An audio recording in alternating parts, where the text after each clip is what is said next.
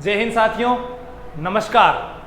आज अपने बात करते हैं महत्वपूर्ण प्रश्नोत्तरी की। और महत्वपूर्ण प्रश्नोत्तरी में आपके सामने पहला प्रश्न है साथियों, सर्वाधिक मछलियां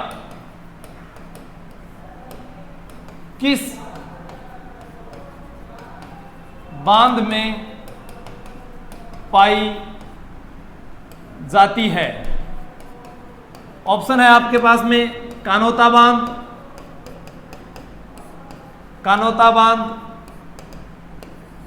पाटन टेक बांध, बुल्लर बांध और चौथा ऑप्शन है दमोह बांध। तो बिल्कुल आप लोगों के लिए 4 ऑप्शन आपके सामने। तो जल्दी से बताइए कि सर्वाधिक मछलियां किस बांध में पाई जाती है। बहुत बढ़िया, आप लोगों का जवाब आ रहा है कानोता बांध, इसका राइट आंसर होगा। नेक्स्ट प्रश्न पर चलते हैं अपने। नेक्स्ट प्रश्न है दूसरा, बुझ झील राजस्थान के किस जिले में है? किस जिले में है? तो यहां ऑप्शन है आप लोगों के लिए, 1 नंबर का ऑप्शन है जोधपुर, 2 ऑप्शन है सीकर, जैसलमेर और बाड़मेर।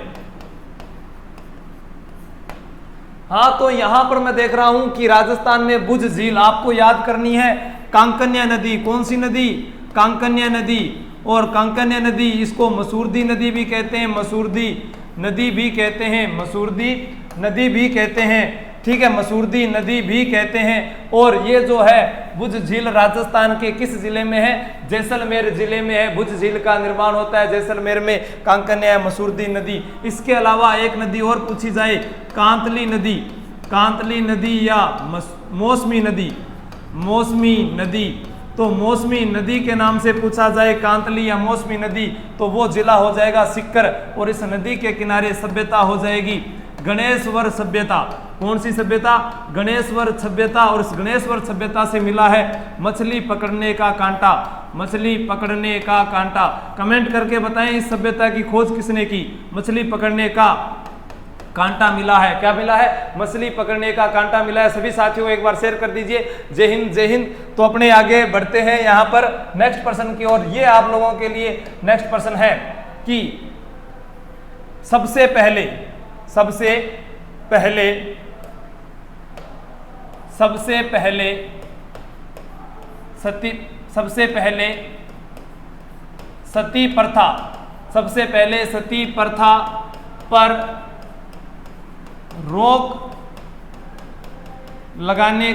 पर रोक लगाने का प्रयास किसके द्वारा किया गया? सती प्रथा पर, सबसे पहले सती प्रथा पर रोक लगाने का जो प्रयास किया गया था वो किसके द्वारा किया गया था? यहां इस प्रश्न का जो 3 नंबर प्रश्न है, इसका उत्तर होगा आपके सामने ए महमूद खिलजी, ब मोहम्मद बिन तुगलक, स फिरोज शाह तुगलक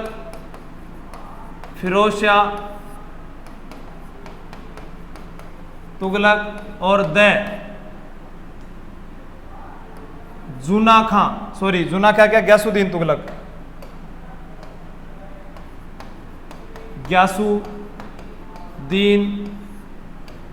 तुगलक,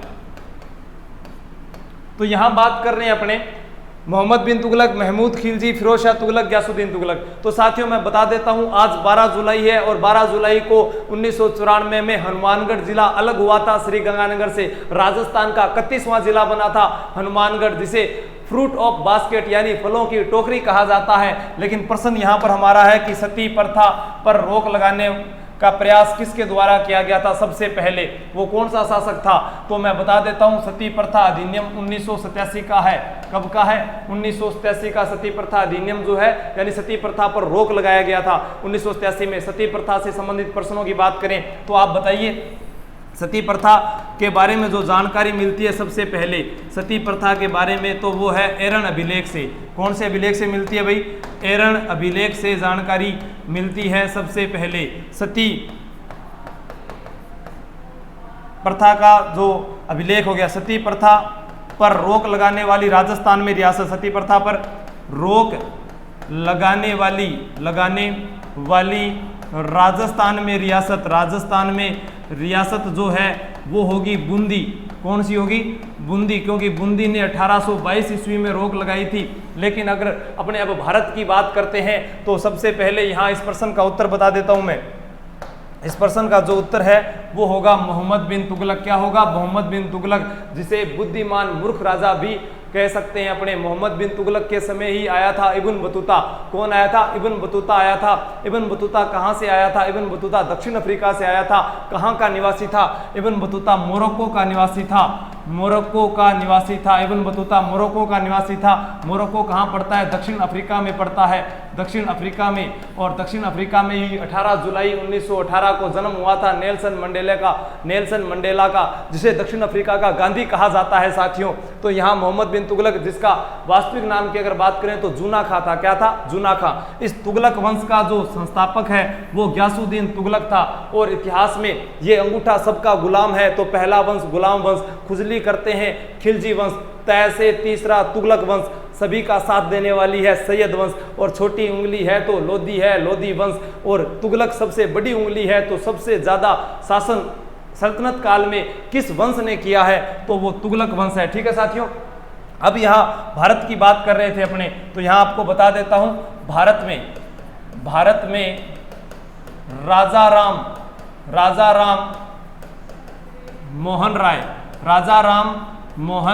राय के प्रयासों से, राजा राम मोहन राय के प्रयासों से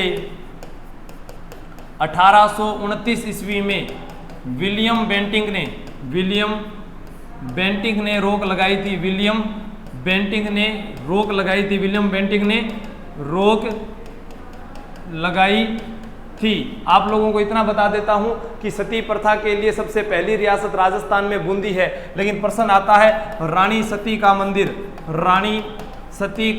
तो रानी सती का जो मंदिर है वो है झुंझुनू जिले में, जिसे सैनिकों का जिला कहा जाता है। राजस्थान में गर्व करना चाहिए हमें इस जिले पर, झुंझुनू जिले पर। तो यहाँ रानी सती का मंदिर है, और रानी सती का जो मेला है वो भाद्रपद अमावस्या को लगता है। भाद्रपद अमावस्या को लगता है। रानी सती के मंदिर का निर्माण करवाया था दलीप सिंह तुलसियान ने निर्माण करवाया था। एग्जाम में प्रश्न पूछा गया कि अग्रवाल समाज की कुल देवी कौन सी है? तो रानी सती है। अग्रवाल समाज की कुल देवी रानी सती, अग्रवाल समाज की कुल देवी रानी सती है। तो रानी सती का वास्तविक नाम नारायणी बाई है। रानी सती को किस नाम से जानते हैं राजस्थान में? तो दादी जी के नाम से जानते हैं। अपने पति तन धनदास की मृत्यु का बदला लिया था हिसार नवाब को मारकर। और रानी सती का मेला भाद्रपद अमावस्या में लगता है। और प्रश्न आता है कि बिना पति के सती होने वाली माता, बिना पति के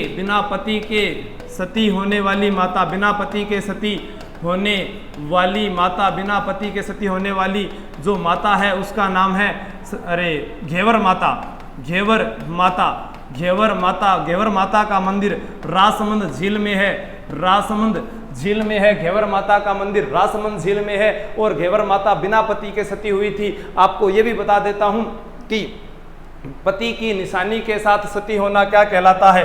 पति की निशानी के साथ सती होना क्या कहलाता है? अनुमरण कहलाता है। पति की निशानी के साथ सती होना, पति की निशानी के साथ सती होना, पति की निशानी के साथ सती होना क्या कहलाता है?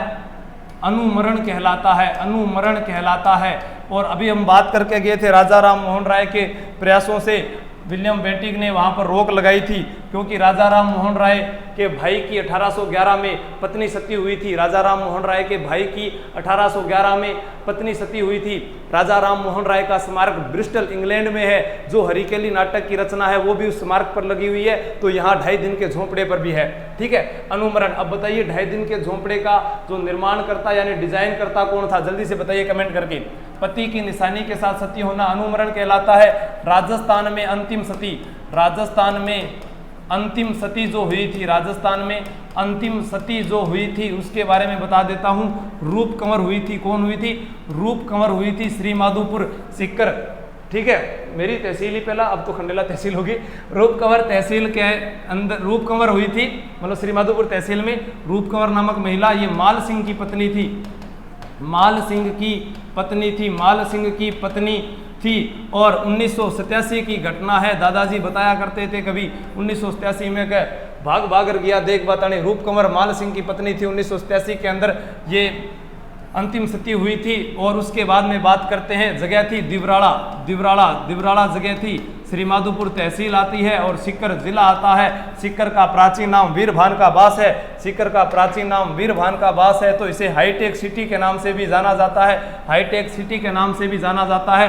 प्रथम जो कहते हैं ना शपथ गौ माता मंदिर है वो रेवासा में बना हुआ है। शपथ गौ माता मंदिर रेवासा में बना हुआ है। सती प्रथा का उल्लेख, सती प्रथा का उल्लेख जो मिलता है, सती प्रथा का उल्लेख जो मिलता है वो मिलता है हमको एरन अभिलेख से मिलता है। एरन अभिलेख 510 ईस्वी का है।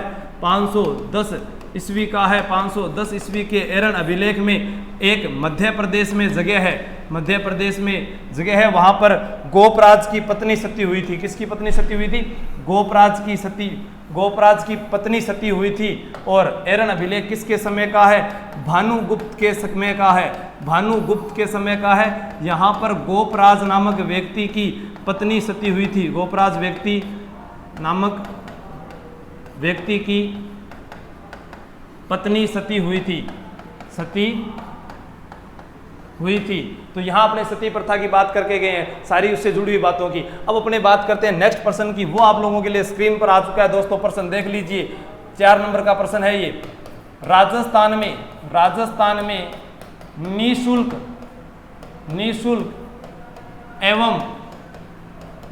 एवं अनिवार्य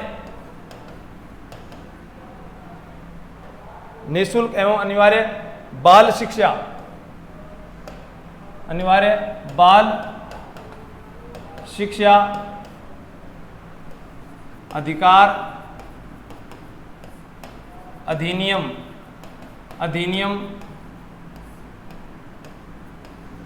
कब लागू हुआ? जल्दी से कमेंट करके बताइए। ऑप्शन आप लोगों के लिए है 1 अप्रैल 2010, 29 मार्च 2011, 29 मार्च 2011, यहाँ 1 अप्रैल 2011 कर लीजिए, 1 अप्रैल 2011। और 4 नंबर है आप लोगों के सामने 26 अगस्त 2009। तो राजस्थान के अंदर बात कर रहा हूं मैं। यहाँ राजस्थान में निःशुल्क एवं अनिवार्य बाल शिक्षा अधिकार अधिनियम जो है वो कब लागू किया गया था? जल्दी से कमेंट करके बताइए दोस्तों। यहाँ बता देता हूं मैं आपको और अन्य बातें, तो नोट कर लीजिए। यहाँ पर RTE एक्ट की बात करें, RT एक्ट की बात करें तो 2009 का ये RT एक्ट यानी right to education, right to education, शिक्षा का अधिकार पत्र, शिक्षा का अधिकार पत्र, शिक्षा का अधिकार पत्र, शिक्षा का अधिकार पत्र, राइट टू एजुकेशन में यहाँ इस प्रश्न का उत्तर बिल्कुल आप लोगों का सही जवाब है 1 अप्रैल 2010। तो ये गलत है, आप कुछ भी नहीं जीत पाए। अरे इतनी तैयारी कर रहे हो, शिक्षा के अधिकार पत्र का नहीं पता। 1 अप्रैल 2010 को तो भारत में लागू हुआ था, भारत में लागू हुआ था। जम्मू एंड कश्मीर को छोड़कर और राजस्थान को छोड़कर, इन 2 राज्यों को छोड़कर भारत में 1 अप्रैल 2010 को लागू हुआ था। और इस पर जो हस्ताक्षर किए गए थे 26 अगस्त को किए थे श्रीमती प्रतिभा पाटिल ने, श्रीमती प्रतिभा पाटिल ने उस समय राष्ट्रपति महोदया थी श्रीमती प्रतिभा पाटिल। श्रीमती प्रतिभा पाटिल जो है देश की पहली महिला राष्ट्रपति है, तो राज्य की पहली महिला राज्यपाल है। राजस्थान राज्य की पहली महिला राज्यपाल तो कौन होगी? श्रीमती प्रतिभा पाटिल। देश की पहली महिला मुख्यमंत्री सुचेता कृपलानी, ठीक है, देश की पहली महिला मुख्यमंत्री सुचेता कृपलानी। देश की पहली महिला राज्यपाल तो सरोजनी नायडू। राजस्थान की पहली महिला मुख्यमंत्री वसुंधरा राजे सिंधिया। राजस्थान की पहली महिला राज्यपाल प्रतिभा पाटिल। राजस्थान की नहीं, अब भारत की बात करें तो भारत की जो महिला राष्ट्रपति थी वो श्रीमती प्रतिभा पाटिल है। और इनका जो ससुराल है वो है छोटी लोसल। ससुराल कहाँ पर है? छोटी लोसल। और छोटी लोसल कहाँ पर है? सीकर में है। कहाँ पर है? सीकर में है। तो यहाँ इस प्रश्न का जो उत्तर होगा वो है 1 अप्रैल 2011। क्या होगा भाई? 1 अप्रैल 2011 होगा इस प्रश्न का जो उत्तर, ये वाला 1 अप्रैल 2011 को राजस्थान में लागू हुआ था। 29 मार्च 2011 को जो है आरटीआई, ये 2009 वाला जो एक्ट है वो विधानसभा में गया, उसमें कुछ संशोधन किया गया और इसे लागू किया गया राजस्थान में 1 अप्रैल 2011 को। और ये निःशुल्क एवं अनिवार्य बाल शिक्षा लागू करने वाला भारत 135वां देश है। भारत 135वां देश है। भारत 135वां देश है। और अगर पूछा जाए कि सबसे पहले किस देश में लागू हुआ था तो पर्सा। कौन सा देश है? पर्सा, ठीक है। राज्य अगर पूछा जाए, साम्राज्य की बात करें तो इंग्लैंड था 1870 ईस्वी में। इंग्लैंड था 1870 ईस्वी में। इंग्लैंड 1870 ईस्वी में था। हमसे प्रश्न पूछा जा सकता है कि भारत में सबसे पहले प्रयास किसने किया? 1806 ईस्वी के अंदर, ठीक है। 1870 में तो ये आ गया। 1906 ईस्वी की बात करेंगे। 1906 ईस्वी के अंदर बड़ौदा रियासत के सियाजी गायकवाड़ और 1910 में गोपाल कृष्ण गोखले पर अंग्रेजों ने मना कर दिया। उसके बाद में फिर भारत में ये लागू होता है 1 अप्रैल 2010 में। ये तो कब हुआ? भारत में, ठीक है। और ये राजस्थान में। तो नेक्स्ट प्रश्न की ओर चलते हैं। नेक्स्ट प्रश्न आपके लिए, तो सभी शेयर कर दीजिए एक बार जल्दी से। और देखता हूं मैं बढ़िया सा प्रश्न आप लोगों के लिए लेकर आ रहा हूं। यहां पर प्रश्न है आप लोगों से कि जल्दी से बताइए भाई,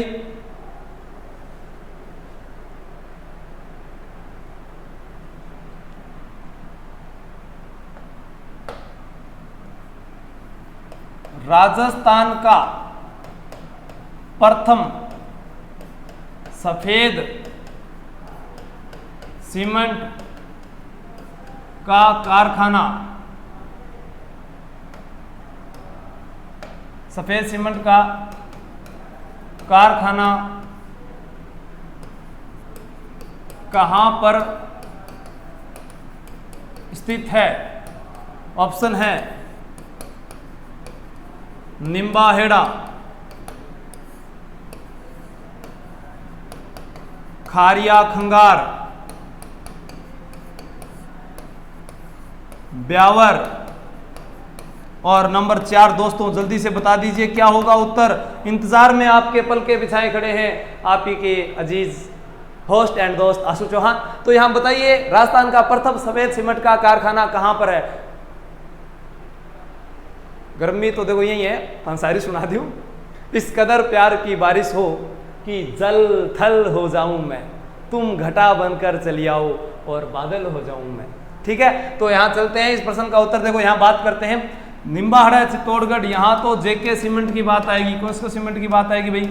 जेके सीमेंट की। और जेके सीमेंट का जो प्रतीक चिन्ह है वो क्या है? प्रतीक चिन्ह जो है वो क्या है भाई? विजय स्तंभ है। क्या है? विजय स्तंभ। अब प्रश्न आता है, विजय स्तंभ से भी आ जाता है प्रश्न कि राजस्थान का पहला विजय स्तंभ कहां पर है?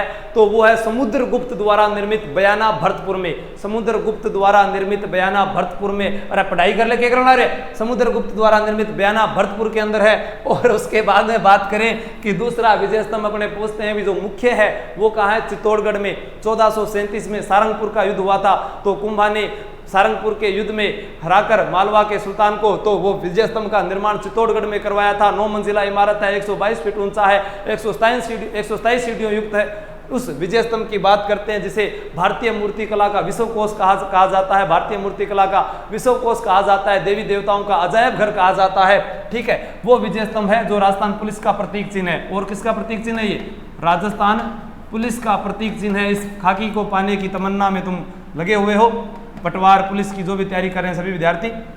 और इसके बाद में माध्यमिक शिक्षा बोर्ड का भी प्रतीक चिन्ह क्या है? विजय स्तंभ है। और इस प्रश्न का उत्तर खारिया खंगार नहीं है, खारिया खंगार जोधपुर में है। कहां पर है? जोधपुर में। नीला शहर कहा जाता है, सांस्कृतिक विरासत का शहर कहा जाता है, नीला शहर कहा जाता है। राजस्थान में मरुस्थल का प्रवेश द्वार कहा जाता है, सूर्य नगरी के नाम से विख्यात है, सन सिटी के नाम से विख्यात है। इसकी स्थापना की थी मई 1459 में राव जोधा ने, जिनका शासनकाल 1438 से 89 तक का था। राव जोधा को आशीर्वाद अगर किसी लोक देवता का पूछा जाए किसने दिया था तो हड़बू जी ने दिया था। और हड़बू जी किंगा मोसेरा भैया गुरुजी रामदेव जी का। वाह क्या बात है। ठीक है, तो यहां बात करते हैं ब्यावर अजमेर में है। यहां पर श्री सीमेंट का कारखाना है। कौन सा कारखाना है? श्री सीमेंट का कारखाना है, जहां हाल ही में अग्निकांड हुआ है। करंट के अंदर प्रश्न पूछा जा सकता है, जैसा प्रश्न पूछा गया कि 30 सितंबर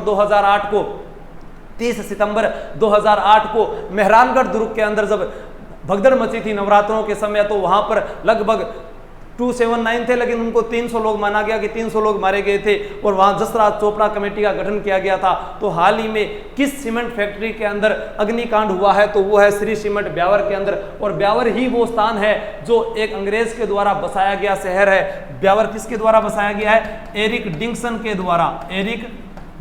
के द्वारा बसाया गया शहर है। ब्यावर के अंदर 1889 के अंदर जो है यहाँ पर द कृष्णा मिल्स की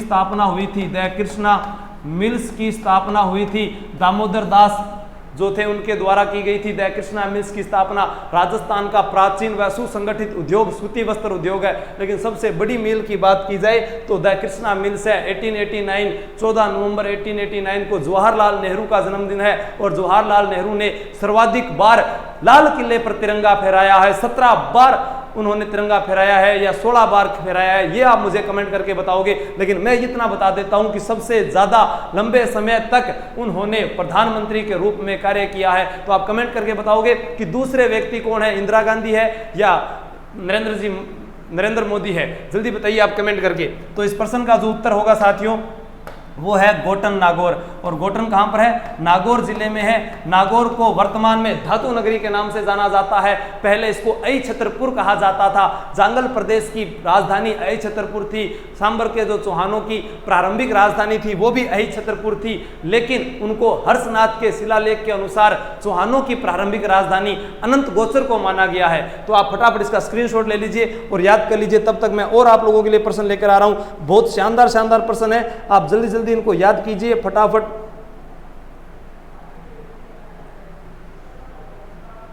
ठीक है, अब बात करने जा रहे हैं यहां पर अपने कला एवं संस्कृति की। तो प्रश्न है नाहटा संग्रहालय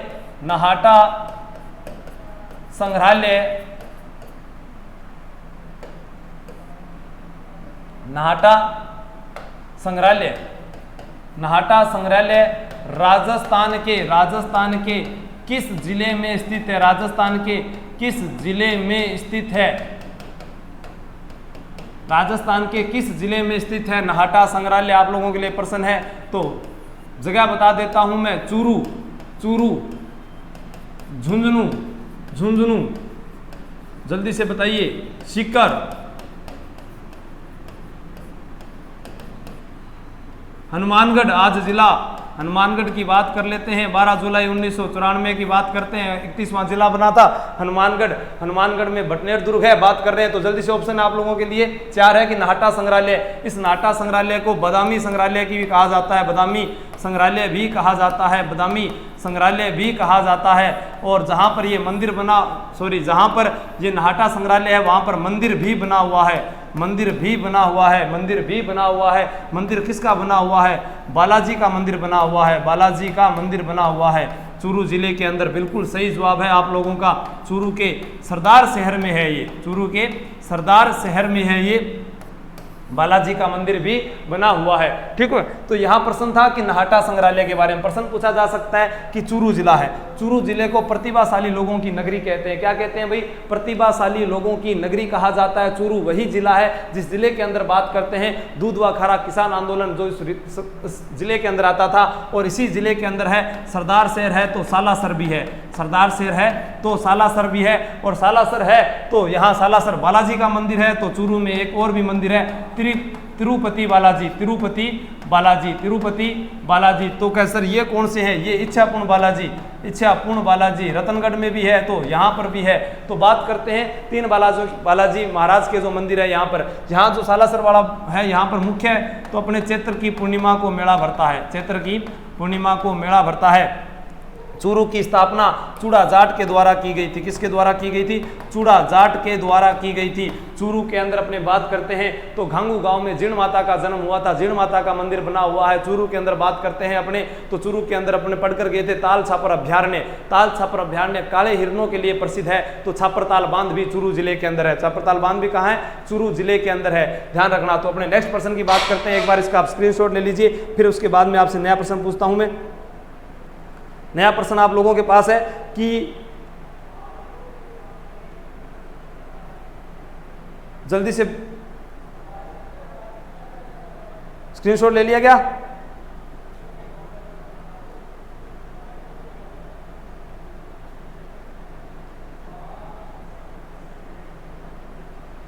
ठीक है, तो नेक्स्ट प्रश्न आप लोगों के लिए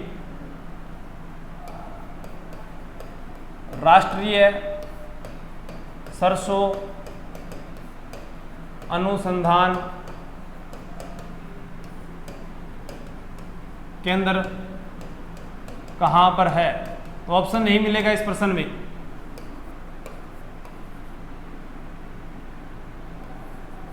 जल महलों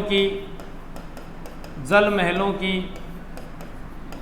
नगरी किसे कहते हैं? हट जा रहा गोरा राजभरतपुर को, हट जा रहा गोरा राजभरतपुर को, 8 फिरंगी 9 गोरा लड़े जाट का 2 छोरा। वो 2 छोरे कौन से थे? कमेंट करके बताओ जल्दी से। ठीक है, इन प्रश्नों का उत्तर दीजिए, आपको सिर्फ ऑप्शन दिया जाएगा। राजस्थान में वर्हा नगरी के नाम से किस जिले को जानते हैं? तो बिल्कुल सही जवाब आ रहे हैं आप लोगों के। पहले प्रश्न का जो उत्तर है वो होगा सेवर भरतपुर में, सेवर भरतपुर में है, भरतपुर के अंदर सेवर भरतपुर में। तो जल महलों की नगरी डीग को कहा जाता है, डीग भी भरतपुर में है, डीग भी भरतपुर में है। यहीं पर जल महलों की नगरी डीग, यहाँ पर नाम आता है सूरजमल जाट का, सूरजमल जाट का नाम आता है। जाटों का प्लूटो कहा जाता है, जाटों का प्लूटो कहा जाता है। भरतपुर वालों को राम राम सभी को। जाटों का प्लूटो कहा जाता है, जाटों का अफलातून कहा जाता है, जाटों का अफलातून कहा जाता है, अफलातून कहा जाता है, जाटों का अफलातून कहा जाता है। महाराजा सूरजमल जाट, महाराजा सूरजमल जाट की बात करते हैं तो अपने को प्रश्न पूछा जा सकता है कि अकबर की अस्थियों को कब्र में से बाहर निकालकर किसने फेंक दिया था? ऐसा प्रश्न भी आ जाए तो राजा राम जाट था। सिकंदरा आगरा की बात करते हैं अपने। ठीक है, यहाँ राजस्थान में वर्हा नगरी की बात करें तो 12 जिला है। कौन सा जिला है? 12 जिला है, और इस जिले में सर्वाधिक सहरिया जनजाति पाई जाती है। कौन सी जनजाति है भाई? यहाँ पर सहरिया जनजाति की बात करें तो कौन सा जिला होगा? सहरिया। राजस्थान में सर्वाधिक शर्मिली कोई है तो वो शर्मिली है, तो वो कौन सी है? 12 जिला के अंदर है सहरिया। तो एक शायरी और सुना दूं। जिन्हें आसानी से मिल जाता हूं मैं वो समझते हैं बहुत सस्ता हूं मैं। अरे जा नदी से पूछ सेराबी मेरी, किस घड़े ने कह दिया प्यासा हूं मैं। ठीक है, तो यहां बात करते हैं नेक्स्ट प्रश्न की। तो नेक्स्ट प्रश्न आपकी स्क्रीन पर साथियों आ रहा है, उससे पहले आप इसको नोट कर लीजिए ताकि आपको कोई परेशानी ना हो। जल्दी से नोट कर लीजिए इसको। वर्हा नगरी कहा जाता है, शाहबाद का दुर्ग है। यहाँ पर मामा भांजा का मंदिर फूल देवरा 12 के अंदर अपने बात कर चुके हैं।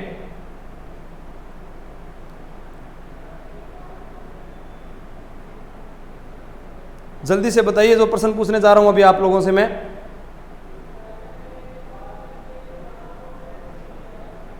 कर लिया नोट? तो नेक्स्ट प्रश्न पूछें।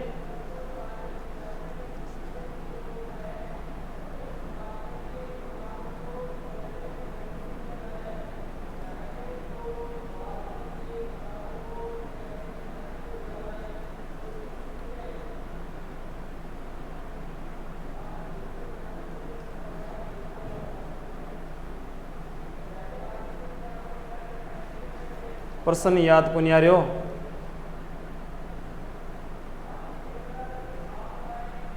तो नेक्स्ट प्रश्न है, प्रथम कोयला आधारित बिजली घर कहाँ पर है? नेक्स्ट है, सबसे पहले सीमेंट का कारखाना कहाँ पर स्थापित करवाया गया? सबसे पहले सीमेंट का कारखाना कहाँ पर स्थापित करवाया गया? और एक प्रश्न, आज का लास्ट प्रश्न, आप लोगों से काफ़ी प्रश्न हो गए, तो सीमेंट का कारखाना कहाँ पर स्थापित करवाया गया? यहाँ एक प्रश्न और पूछ लेता हूँ कि जो अपने कहते हैं ना कल्प वृक्ष मेला कब आयोजित होता है? कब आयोजित होता है? तो ये आप लोगों के सामने प्रश्न थे। इस प्रश्न का जो जवाब है वो मैं आपको बता देता हूँ, वो होगा बाप कहाँ पर है? रिश्ते में तो हम तुम्हारे बाप लगते हैं। नाम है शहंशाह। ठीक है, शहंशाह अमिताभ बच्चन की फिल्म थी और हाल ही में वो अभिनेता मेरे फेवरेट, मैं दुआ करता हूँ कि वो जल्द स्वस्थ हो जाएं क्योंकि उनको कोरोना पॉजिटिव हो चुका है। इसलिए दोस्तों कहा जाता है कि ये जो बीमारी है, महामारी है, ये किसी अमीर को देखती है ना गरीब को देखती है। अपनी स्वयं की सुरक्षा ही अपनी देखभाल है। इसलिए घरों में रहें, स्वस्थ रहें, आपका परिवार सुरक्षित रहेगा, आप सुरक्षित रहोगे तो देश सुरक्षित रहेगा। ठीक है, इसका अनुपालन कीजिए आप नियमों का। इसका प्रश्न होगा लाखेरी बूंदी कल्प वृक्ष मेला भरता है जो श्रावण अमावस्या को भरता है। कब भरता है? श्रावण अमावस्या को भरता है। कल्प वृक्ष मेला श्रावण अमावस्या को भरता है। जगह पूछी जाए तो मांगलियावास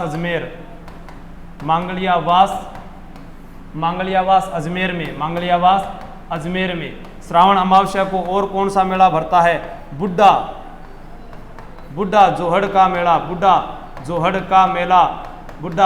का मेला श्री गंगानगर में भरता है। आपनो जिलो आ गयो। मेरा हर गीत, मेरा हर नगमा, मेरी हर शेर, मेरी पहचान तुझसे है। ए मेरे शहर की मिट्टी, मेरी पहचान तुझसे, वो है ना, मेरी तरक्की में शामिल है तुम सबके प्यार का जज्बा है। मेरे शहर की मिट्टी, मेरी पहचान तुझसे है। तो श्रावण अमावस्या बुड्ढा जोहड़ का मेला था। और डिग्गी कल्याण जी का भी मेला भरता है भाई। डिग्गी कल्याण जी का मेला भी भरता है। तो दोस्तों ये होता है व्हाइट बोर्ड का कमाल कि अगर व्हाइट बोर्ड होता है तो पता नहीं कितना शानदार पढ़ाया जा सकता है। वो अपने पास नहीं है, आज मौका मिला था तो चूकने वाले हम थे नहीं, क्योंकि आपको पता है ना। बताओ 8 बांस 24 गज अष्टअंगुल प्रमाण, ऐसे है क्या? या 24 बांस कितना था बताओ, वो बताना। ता ऊपर सुल्तान मत चुके चौहान। तो ये सारे प्रश्न हो गए। अब बात करें अपने